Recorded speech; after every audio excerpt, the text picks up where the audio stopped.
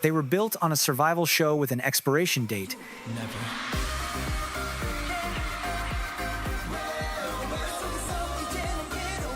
Yet their historic monopoly was entirely real.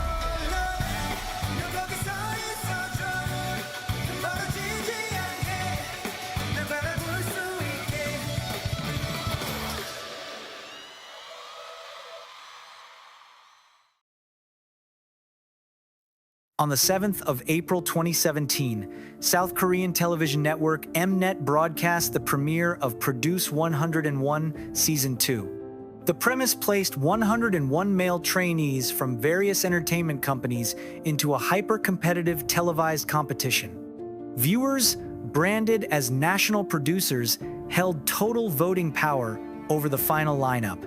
The network heavily marketed the democratic nature of this selection process, selling a massive, manufactured dream to the nation. Millions of votes poured in weekly as the public became deeply invested in the survival of their favored contestants. Behind the broadcast, the harsh reality of the entertainment industry drove the visible desperation on screen. Many of the participants faced their final chance at a debut before aging out of the trainee system or being permanently shelved by their agencies. The live finale aired on the 16th of June 2017, locking in the 11 winners who would form the project group 101. The members signed a temporary contract granting them exactly 18 months of active promotion. This built-in expiration date created an immediate psychological shift for the newly formed fandom, as every subsequent career milestone carried the heavy weight of a ticking clock.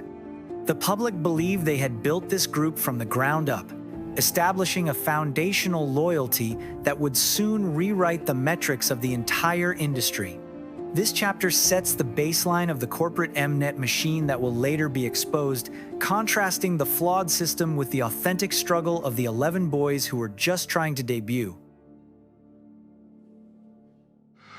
Following the intense competition of the survival show, the group launched straight into their historic debut, shattering industry expectations. On the 7th of August 2017, 101 debuted by selling out the massive Gocheok Sky Dome before their first official track even dropped. Their debut mini-album was released later on, titled To Be One, and introduced the lead single, Energetic.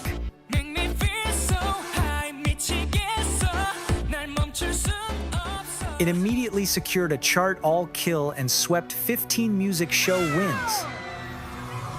This 15-win streak set an all-time record for the most music show victories by a K-pop debut title track in history, a record that remains undefeated. Energetic transformed the sonic blueprint of debut tracks. It proved that a rookie group could achieve total public market saturation instantly without spending years cultivating a core fandom. The song dominated the Ga-on digital, download, and streaming charts simultaneously. Its cultural impact was so profound that it was later ranked by Billboard as one of the greatest boy band songs of all time. But the public demand generated a physical danger for the group, culminating in a severe incident at Incheon International Airport where fans shattered the terminal's glass doors just to get a glimpse of them and that infamous picture of that tunnel that led to the airport from their car, all so that the boys wouldn't get mobbed. This milestone marked their immediate general public chokehold, cementing their place as a cultural phenomenon rather than just another K-pop act. Within just 101 days of debut, the momentum multiplied rapidly over their first 3 months. By November 15, they surpassed 1 million combined album sales, becoming the first group since Seo Taiji and Boys in 1992 to achieve a million-selling debut.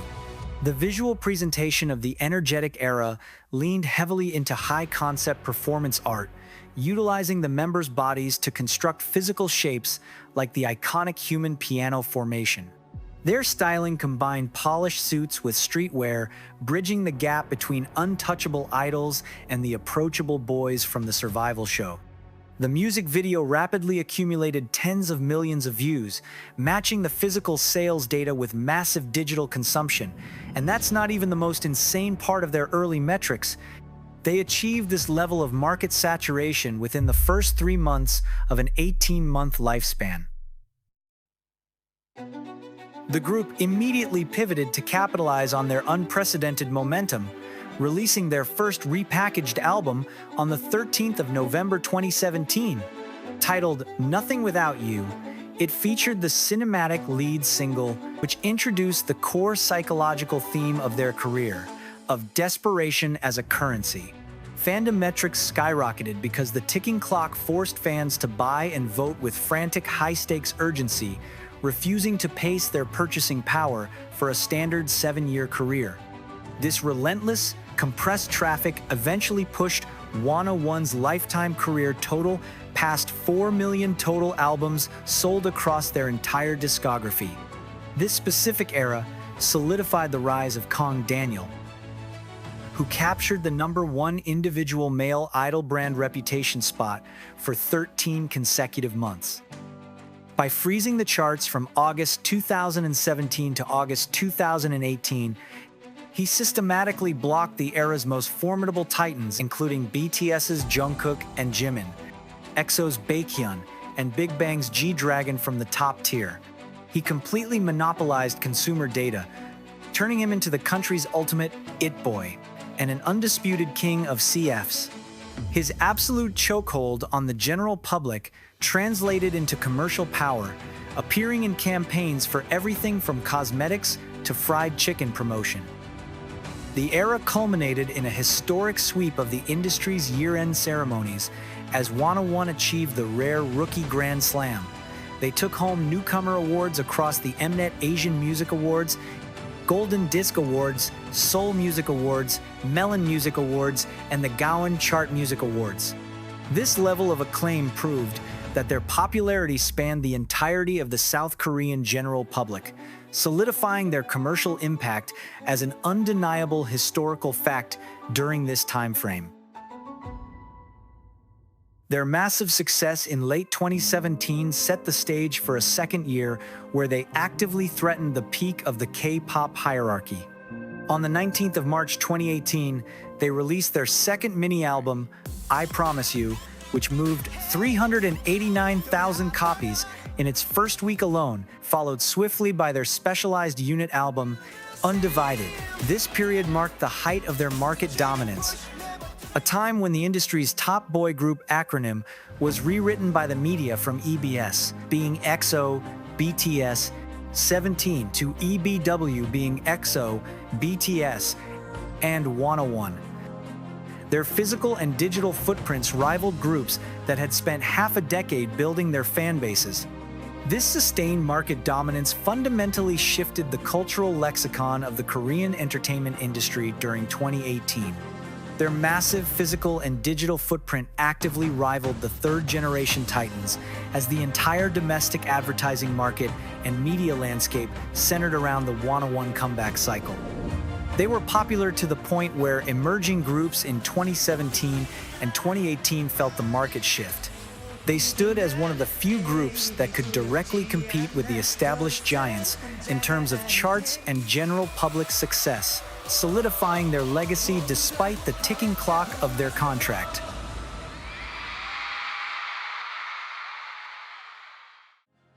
The reality of the EBW era collided directly with the unyielding deadline written into their initial Mnet contracts, leading them toward their one final release. On the 19th of November 2018, One released their first and final full-length studio album, titled Power of Destiny. The record cleared 438,000 copies in its first week. At the time, this represented the 7th highest first-week sales for a Korean album since 2008, trailing only the releases of BTS and EXO. This peak achievement provides hard data showing that their commercial power was still accelerating right until the moment the clock ran out. The active promotional era terminated with a legendary 4-day concert series titled Therefore, held from January 24 to the 27th of January 2019. The members delivered emotionally devastating final speeches, weeping openly on stage as they addressed the crowd. By disbanding exactly as scheduled, they achieved a permanent freeze frame in K-pop history, leaving the industry at their absolute commercial zenith. They entirely bypassed the natural commercial decline, member departures, or aging fatigue that inevitably plagued traditional 7-year idol contracts. The perfect memory was sealed as they dispersed to their respective agencies, having maximized every single second of their temporary lifespan. They stood as a rare example of a group that left, while the world was still begging them to stay. Months after the perfect farewell concerts, the pristine legacy of the group faced an existential threat from the very machine that built them. In July 2019, viewers noticed mathematically impossible vote count patterns during the finale of Produce X101, a later installment of the franchise, which sparked a massive, nationwide police investigation into Mnet and the show's producers. The investigation expanded backward, pulling previous seasons into the crosshairs of the South Korean legal system. By December 2019, the courts confirmed the worst fears of the public, revealing that the producers had systematically rigged the voting outcomes across the Produce survival show franchise. Investigators explicitly revealed that a member of the Final 101 lineup had been actively swapped with an outside trainee by the production staff, creating a profound moral whiplash for the fandom as it retroactively shattered the untouchable memory of the group.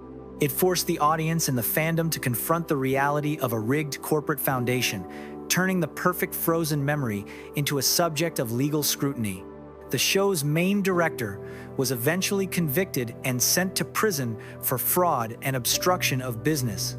The system was mathematically corrupt, leaving the 11 members to navigate a tainted narrative through no fault of their own. The revelation of the corporate fraud placed a massive burden of proof on the 11 members as they navigated their post-disbandment careers, forcing them to demonstrate that their talent far exceeded the corrupt machine that birthed them. What followed was a masterclass in survival as all 11 individuals split across completely distinct corporate, musical, and cinematic trajectories to rewrite their own histories. Kang Daniel found himself in immediate jeopardy, entering a fierce, high-stakes legal battle against his previous management to protect his creative freedom and career autonomy. Emerging victorious, he took the step of founding his own fully independent entertainment agency, Connect Entertainment. Operating as both CEO and flagship artist, Daniel launched a wildly successful solo career characterized by sophisticated pop title tracks. He further expanded his corporate portfolio by acquiring global distribution and production rights, proving that his industrial value was entirely self-made. In July 2024, he signed an exclusive contract with the newly established agency ARA. Under ARA, he celebrated his 5-year solo anniversary with his 5th mini-album, Act, in September 2024, followed by his 6th mini-album, Glow to Haze, in June 2025. Having completely solidified his artistic independence, Daniel marked a definitive transition in his career on the 9th of February 2026, when he officially enlisted as an active-duty Army soldier. Kim Jae-hwan bypassed the traditional idol trajectory completely, leveraging his elite vocal training to transition seamlessly into a respected, chart-topping solo singer-songwriter. Backed by nothing but his acoustic guitar and an extraordinary vocal range, his debut album swept vocal performance awards and secured his standing as a permanent fixture on major broadcast music programs. In May 2024, he reinforced his industrial loyalty by renewing his contract with Wake One, right before enlisting to fulfill his mandatory military service in the Army Military Band. Following his official military discharge on the 31st of December 2025, Jae-won triumphantly returned to the music landscape by announcing his new digital single, I'll Be There, in April 2026, proving that his solo fan base remained completely unshakable. Simultaneously, Yoon Ji-sung and Ha Sung-woon successfully navigated the ultimate test for any male artist in the domestic industry: mandatory military service. Ji-sung enlisted in May 2019, utilizing his vocal presence in the military musical Return, The Promise of the Day, before his official discharge in December 2020. He steadily carved out specialized solo discographies and established a multifaceted profile in musicals and television. Sungwoon consistently pushed electronic pop boundaries with mini-albums before enlisting as an active-duty soldier in October 2022.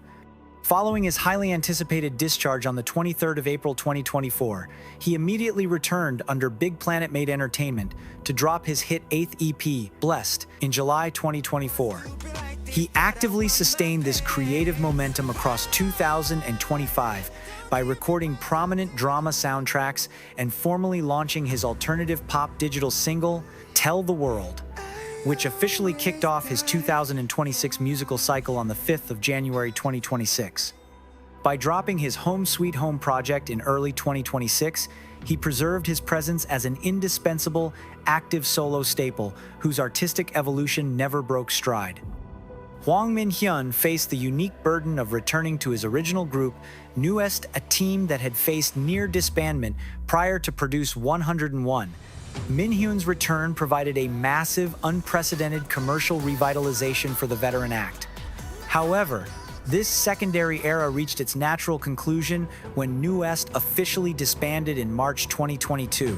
Min-hyun immediately utilized this transition to pivot cleanly into a premier acting career, securing critical acclaim and global recognition for his breakthrough fantasy role as the brilliant mage in the global hit series Alchemy of Souls.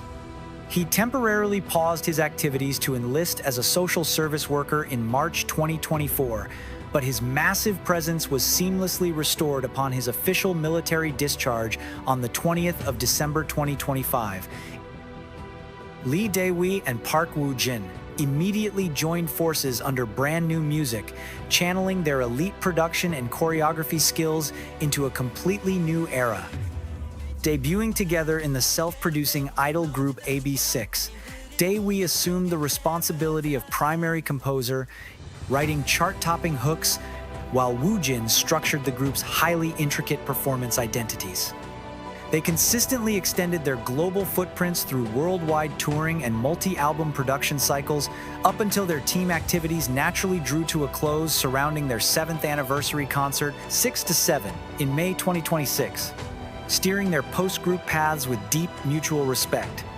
Bae Jin-young transformed his stage presence entirely, transitioning from a reserved reality trainee into the sharp, aggressive, and defining center for the group CIX. He anchored the group's discography until his exclusive contract with C9 Entertainment concluded on the 1st of August 2024. Showing incredible ambition, Jin-young carved a fresh start as a solo force by signing with Aura Entertainment in December 2024, choosing a path of creative independence to fully unlock his raw performance capability across 2025 and 2026. And perhaps the most dramatic shift occurred as several members shattered the traditional South Korean idol actor stigma, transitioning into respected names in mainstream television and film. Park Ji-hoon systematically shed his cute reality show image by delivering a critically acclaimed, career-defining lead performance in the gritty 2022 action drama Weak Hero Class 1. Playing a brilliant, cold-blooded student fighting back against school violence, his visceral, psychological acting earned him major television award nominations, leading to his return for Weak Hero Class 2. By 2026, he cemented his status as a cinematic powerhouse, transitioning into high-profile historical films like The King's Warden and leading the highly anticipated May 2026 broadcast comedy series The Legend of Kitchen Soldier. Ong Song-woo secured an equally firm footing within mainstream cinema and broadcast television. Seong-woo smoothly glided from primetime romantic comedies to high-budget cinematic releases, including the stylized retro-action blockbuster Soul Vibe, earning the genuine respect of the nation's top directors. Following his official military discharge on the 16th of October 2024, he spent 2025 clearing his filming schedules and launching high-profile, sold-out fan meetings by early 2026 to mark his permanent return to cinematic casting. Finally, Lee Kwan-lin navigated the most complex international trajectory. After winning his intense legal contract disputes to secure his professional freedom, he pivoted entirely behind the camera, stepping into the role of a filmmaker in China. Kwon Lin won prestigious film festival accolades for his independent directorial work before choosing to transition completely into full-time film production and executive leadership, officially retiring from the front-facing entertainment industry in June 2024. Every single member survived the fallout of the Mnet scandal. Their individual successes served as structural evidence for the final verdict, proving that the legacy and the talent outlived the corrupt system that manufactured the start of WANA1. 시작!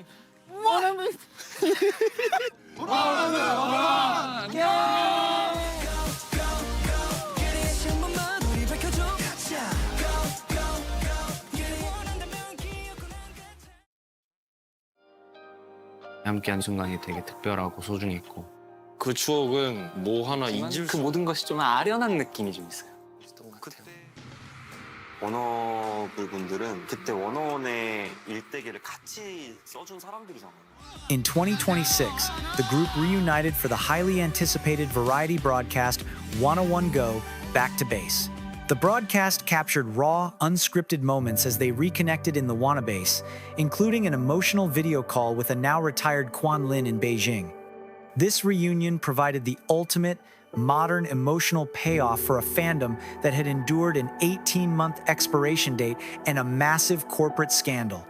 They willingly chose to step back into the group's dynamic purely for the music and the shared history, demonstrating that despite 11 completely separate and diverse paths, the connection forged during those 18 months remained entirely untouchable. The reunion served as living proof that the bond born from that temporary 18-month clock was indestructible.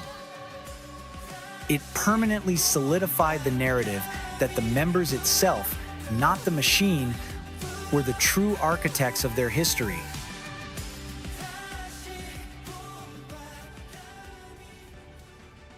The legacy of WANA1 remains a singular anomaly in the history of Korean entertainment. The corporate system was mathematically corrupt, and executives went to prison. But the 11 members did not rig a single vote. The 4 million-plus albums sold were entirely real, and the cultural shift from EBS to EBW remains an unshakable historical fact. They were built on a fractured foundation, operating on borrowed time from the moment they debuted. Yet, they outlived their contracts, survived the exposure of their creators, and secured a permanent footprint in K-pop history.